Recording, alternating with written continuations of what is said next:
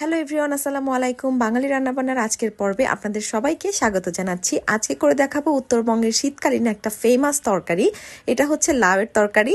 তো আমি এখানে সামান্য একটু তেল নিয়েছি, আর নিয়েছি সামান্য একটু পেঁয়াজ কুচি আর ফালি করে রাখা কয়েকটা কাঁচামরিচ। পেঁয়াজ মরিচটাকে এবার হালকা ভাজা ভাজা হয়ে গেলে আমি এখানে দিয়ে দিচ্ছি মাছের মাথা। মাছের মাথাটাকে কেটে এইভাবে আমি একটু ছোট করে পিস করে নিয়েছিলাম। একে একে মশলা অ্যাড করে দিচ্ছি। নিয়ে নিচ্ছি পরিমাণ মতো লবণ, হলুদের গুঁড়া, মরিচের গুঁড়া, ধনিয়া গুঁড়া, এরপরে দিয়ে দিচ্ছি সামান্য একটু জিরা বাটা।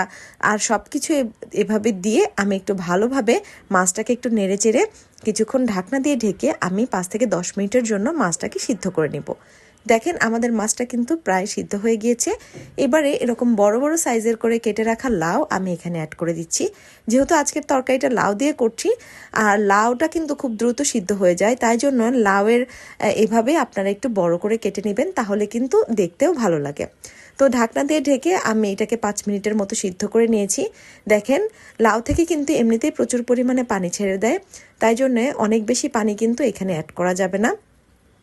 এ পর্যায়ে আমি হালকা একটু নেড়েচেড়ে এখানে পানি অ্যাড করে দিচ্ছি। আমি খুব বেশি পানি দিব না, অল্প একটু পানিটা দিচ্ছি। এর মধ্যেই লাউটা আশা করি সিদ্ধ হয়ে যাবে। তো এরপর ঢাকনা দিয়ে ঢেকে আরও 10 মিনিটের মতো রান্না করে নিয়েছি। আমাদের লাউটা কিন্তু প্রায় রেডি হয়ে গেছে। এখন নামানোর আগে হালকা একটু ভাজা জিরার গুঁড়া ছিটিয়ে দিয়ে এভাবে নেড়ে চেড়ে আমরা লাউয়ের তরকারিটা নামিয়ে ফেলবো।